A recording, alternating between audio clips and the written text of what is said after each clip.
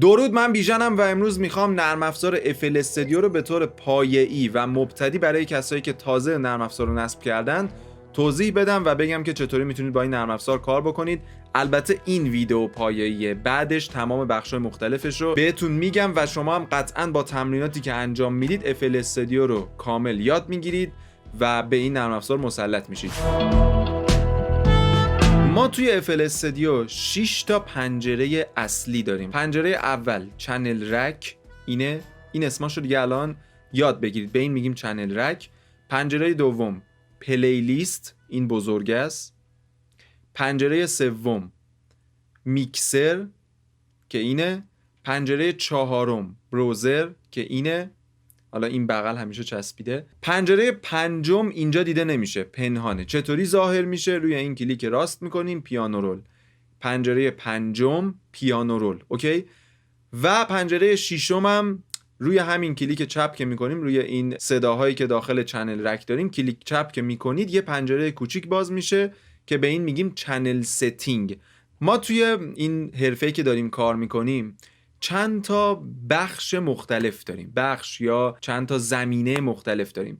قطعا شنیدید میگیم آهنگسازی، میگیم تنظیم، میگیم میکس و مسترینگ، میگیم ملودی سازی. ملودی سازی جزئی از همون آهنگسازی. حالا یه ویدیو دارم که اینا همه رو توضیح دادم، تنظیم چیه، میکس و مستر چیه، آهنگسازی چیه، ملودی سازی چیه. اگه دوست دارین اونو ببینین بهتر الان متوجه میشید که من چی میگم. حالا بخش تنظیم یعنی تنظیم شما بیشتر توی این پنجره، یعنی پلیلیست و چنل رک و براوزر و حتی پیانو رول. یعنی تنظیم شما 90%ش توی این 4 تا پنجره صورت میگیره و باز از اون 90% شاید بگم 60%ش توی پلیلیست شما. اینجایه که دیگه تنظیم شما کامل میشه. این از تنظیم. آهنگسازی و ملودی سازی توی بخش پیانو رول صورت میگیره. میکس و مستر هم توی پنجره میکسر یا میز میکسر. ما خیلی وقتا اصطلاحاً بهش میگیم میز میکسر. ما الان میخوایم شروع کنیم و یک موزیکی رو تنظیم بکنیم. میخوام شما رو توی FL استودیو با یک چیز خیلی مهم آشنا بکنم، اونم پترن. ببینید اینجا نوشته پترن 1. ما اینجا بی نهایت پترن داریم، تا 999 تا فکر کنم پترن داریم. بله 999 تا. یه جورایی انگار همون بی نهایته. فکر نکنم هیچ کسی از 999 تا پترن FL استودیو استفاده کرده باشه. حالا چنل رک شما یعنی این پنجره متصل به پترن. یعنی الان من روی پترن 1م. خب اگر بیام اینجا هر کاری بکنم این توی پترن 1 من نوشته شده. خب اگر برم پترن 2 دیگه خالیه، برم پترن 3 دیگه خالیه. اوکی؟ پس اینو من اومدم توی پترن 1 نوشتم. میتونم مثلا بیام اینجا پترن 1مو یه اسم براش بذارم، بنویسم مثلا درامز. اوکی؟ این عددا اینجا روی 8، من داشتم یه کاری میکردم اومده روی 8، ولی این در اصل برای شما روی 3 و 4. من پترن 1مو نوشتم درامز، این همون پترن 1مه. خب میام حالا برای خودم مثلا یه ریتم خیلی ساده اینو میذارم روی این. اوکی؟ حالا میام کلپ هم میذارم، هت هم میذارم. اوکی؟ من اینو الان روی پترن 1 نوشتم که اسمشو نوشتم درامز. اگر برم روی پترن 2 دیگه اوناها نیستش، چون اونا داخل پترن 1 بود. این از این. حالا من میخوام داخل پترن 2 بیام یه دونه پیانو اد بکنم. پیانو خود FL استودیو خیلی هم حجمش کمه، اینو میارم اینجا. پیانو دیگه مثل ضرب و درامز من نیستش، نوت داره. ما میخوایم توی پیانو بریم ملودی بسازیم، آکوردا رو در بیاریم و حالا آهنگسازی و ملودی سازی. من اینجا اگر بیام مثل اون بخش درامزم این چراغا رو روشن بکنم و حالا به این چراغا میگن سیکونسر. خب استپ سیکونسر. دینگ دینگ دینگ دینگ. اصلا این تو پیانو به کار من نمیاد. یا اگر بیام مثلا اینطوری. اوکی؟ پس من با پیانو دیگه نمیتونم بیام اینجا کار بکنم. دقت کنید هنوز پترن 2ام. میام روی پیانوم کلیک راست میکنم، و پیانو رول. اون پنجره‌ای که گفتم توش آهنگسازی، ملودی سازی و این کارا رو انجام میدیم باز میشه. حالا اینجا من میتونم بیام یه آکوردی رو در بیارم، مثلا همین دو مینور، یه اکتاو میبرم بالا. حالا این شورتکات ها و این کارهایی که من میکنم، مثلا الان میخوام از توش بکشم بیرون و اینها رو جلوتر توی ویدئویی که مختص پیانو رول میسازم دیگه کامل بهتون میگم. ببینید اوکی، الان من یه آکوردی رو در آوردم، آکورد دو مینور. اینو میام اینجا میخوام مثلا یک ریتمی بهش بدم.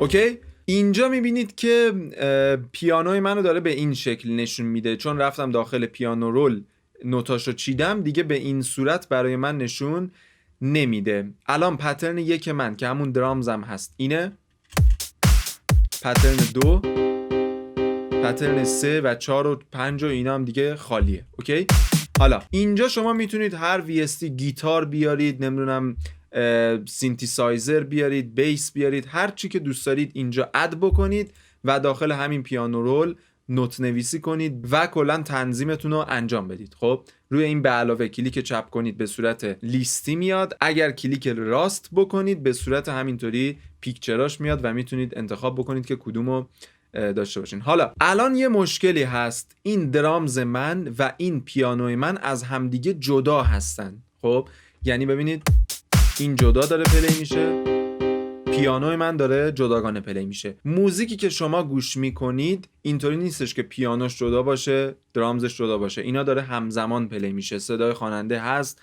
ویالون هست، بیس هست، پیانو هست، درامزتون هست، همه اینا همزمان داره پلی میشه. حالا باید چیکار بکنیم؟ اینجایی که دیگه اهمیت پلی لیست بولد میشه. ببینید ما اینجا یه فضای بزرگ داریم مثل تشت. میام پترن یکم رو انتخاب میکنم، همین درامز. اوکی، میام روی مداد و یه کلیک میکنم. الان این پترن یک منو گذاشت. خب یه کلیک دیگه یه پترن یک دیگه گذاشت، یه کلیک دیگه یه پترن یک دیگه گذاشت. میتونم بیام داخل ترک 4 بذارم، داخل ترک 5 بذارم، فرقی نمیکنه. اینجا اگر دقت بکنید من از اون وقتی داشتم پترنمو پلی میکردم. خب ببینید اونجا نوشته پت، اینو ببینید روی نارنجیه. پترنم یعنی همین پترنی که انتخاب شده که پترن یک من هست هی داره ریپیت میشه. خب اینو اگر یه بار کلیک بکنم میره روی حالت سانگ، یعنی پلی لیستمو میخونه دیگه، پترنمو کاری نداره. خب الان میبینید که داره پلی لیستو میخونه. اینجاشون خالیه، هیچ صدایی ما نمیشنویم، هیچ چی رو نمیخونه. الان که میرسه به این پترن یکو داره میخونه، با کلیک راست اینو حذف میکنم دیگه نمیخونه. اوکی، این از این. حالا میام پترن دو، پترن دوم چی بود؟ پیانو بود دیگه، انتخابش میکنم و زیر همین روی یه ترک دیگه، مثلا ترک 5، هیچ فرقی نمیکنه. میام اینجا پترن 2 رو میذارم. حالا ببینید اوکی، پس ما داخل پلی لیست میایم پترن هایی که به صورت جداگانه تنظیم کردیم، حالا توش ملودی چیدیم یا توش ضربمون رو چیدیم یا توش بیس چیدیم، هر کاری کردیم میایم اینجا به صورت جداگانه اینها رو با هم ترکیب میکنیم. الان درامز من روی پیانوی منه، اگر اینجا بیام مثلا چند تا درامز دیگه بذارم، اول درامز خالی پلی میشه و بعد به محضی که به پیانو برسه پیانو هم پلی میشه.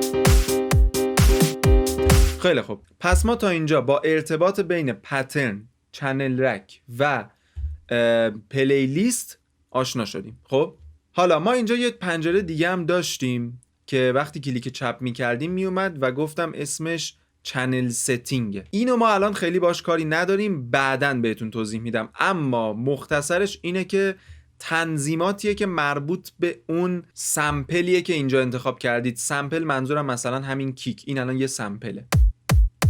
اوکی، کلپ، این الان کلپ یک سمپله. VST هم مثلا به این پیانوه ما میگیم VST. اوکی، تنظیماتی که مربوط به اونه، مثلا ولومش رو کم و زیاد بکنیم که البته اینجا هم شورتکاتش هست، یا کوتاهش بکنیم ما اومدیم تنظیممون رو انجام دادیم. اوکی، یعنی تنظیممون رو اینو مثلا من چیدم. خب حالا هیچ تنظیمی اینطوری نیستش، اما حالا مثلا این تنظیم من. میخوام بیام به این صداهام یک سری افکت بدم. مثلا پیانو میخوام ریورب بگیره. ریورب همون چیزیه که صدا میپیچه، تو موزیکا خیلی شنیدید. یا دیلی بگیره. دیلی همونیه که صدا هی تکرار میشه.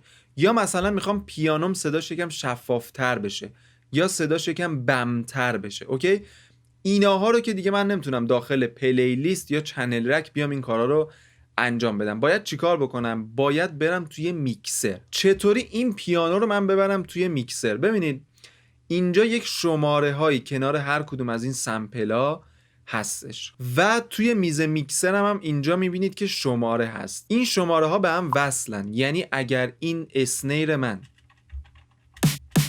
شماره 4 روی میز میکسر منم شماره 4 داره اجرا میشه. میبینید این دیوی مترشو. یا کیک شماره 1 بعد این روشن بشه.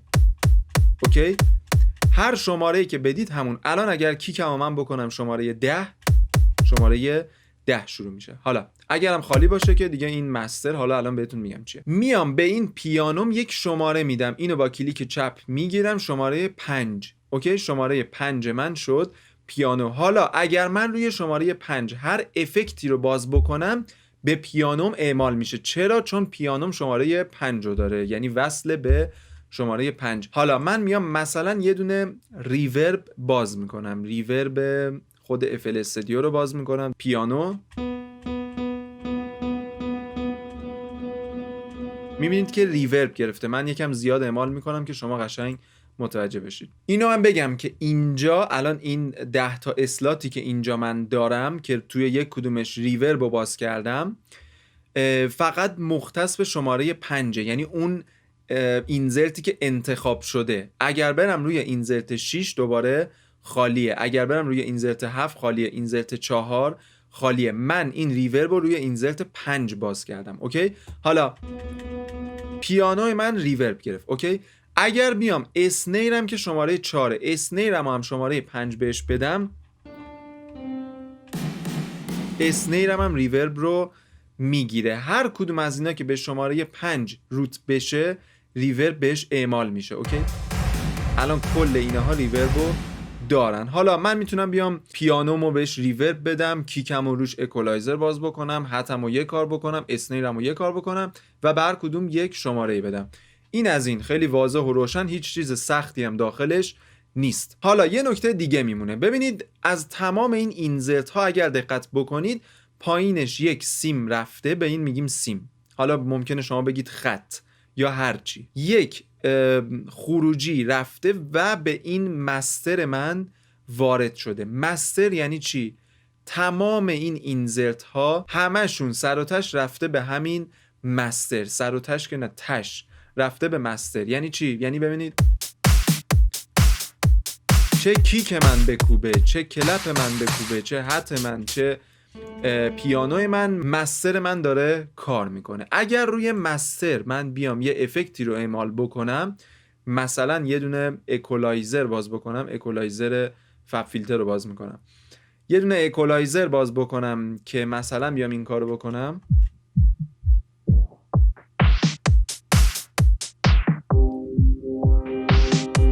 به تمام اینزرت هام اعمال میشه. بیشتر از این در مورد میکسر براتون توضیح نمیدم. اینجا ما ولوم داریم، خیلی واضحه، پن داریم و خاموش روشن کردن داریم. با کلیک چپ روشن خاموش میشه، با کلیک راست سولو یا آن سولو میشه. این قضیه توی همه چی هست. الان من اینجا میتونم این ریورب رو خاموش یا روشن بکنم، میزان اعمال شدنش رو کم و زیاد بکنم.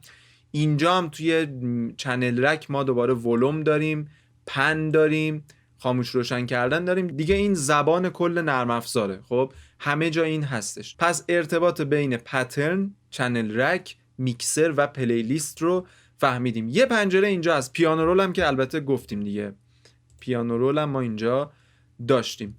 یه پنجره دیگه اینجا هست به اسم بروزر. بروزر چیه؟ ببینید ما اینجا سمپل داشتیم دیگه، کیک داریم، کلپ داریم، هت داریم، اسنیل داریم. مثلا من این کیکو دوست ندارم، میام اینجا توی بروزر، اینجا ما یک عالمه مثلا پوشه دارم، اینا رو خودم ریختم. حالا بهتون یاد میدم. اینجا میام یه دونه کیک دیگه، یه کیک داب استپ، مثلا اینو میخوام. خب میگیرم میکشم روی این کیک قبلیم، ول میکنم. ببین جایگزین شد. حالا یا میتونم بیام این پایین ول کنم، جایگزین نشد، اضافه شد. اوکی؟ پس براوزر کمد آهنگسازی شماه، کمد تنظیم شماه. تمام صداهایی که لازم دارید توی براوزر هست.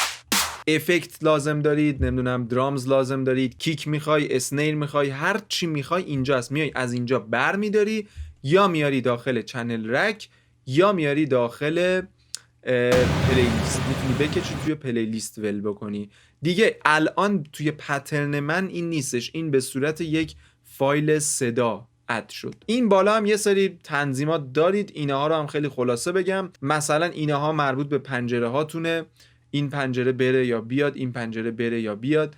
یا مثلا خیلی هاش اصلا مهم نیست، مثلا شاپ اینا مهم نیست. اینجا مثلا مترونومو داریم، اینو دارید که کسایی که میدی کنترلر ندارن و میخوان با کیبورد کامپیوترشون ملودی بزنن. الان من اینو بردارم دیگه کار نمیکنه. این فلش رو داریم که الان که من روشن کردم اگر این بخواد از تصویر خارج بشه، ببینید خود FL استودیو میره اونجا. حالا خیلی بعضیاش مهم نیست. این مثلا 3-2-1 که نوشته، وقتی من رکورد رو بزنم 3 ثانیه به من زمان میده و بعد شروع میکنه به رکورد کردن. اینجا هم ما تمپو رو داریم یا همون سرعت موزیکمون. ببینید اوکی. و این پلی و پاس هم که دیگه احتمالا میدونید، این پلی میکنه و پاس میکنه. اینم که هر جا این قلتک باشه دوبار بزنید میره اول موزیک. همین دیگه، چیز دیگه ای نداره. حتما تمرین بکنید. توی ویدیوهای بعدی تمام این پنجره ها و بخشایی که بهتون گفتم خیلی تخصصی تر وارد میشیم و جزئیاتش رو هم بهتون میگم. تمرین یادتون نره. تا ویدیو بعدی میبینمتون.